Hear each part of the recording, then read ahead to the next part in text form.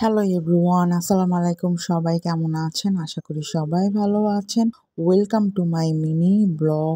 কে কে চমচম মিষ্টি খেতে পছন্দ করেন কমেন্টে জানাবেন। সবাই একটু সাবস্ক্রাইব করে দিন, তাহলে আমার জন্য অনেক ভালো হয়, সাপোর্ট হয়।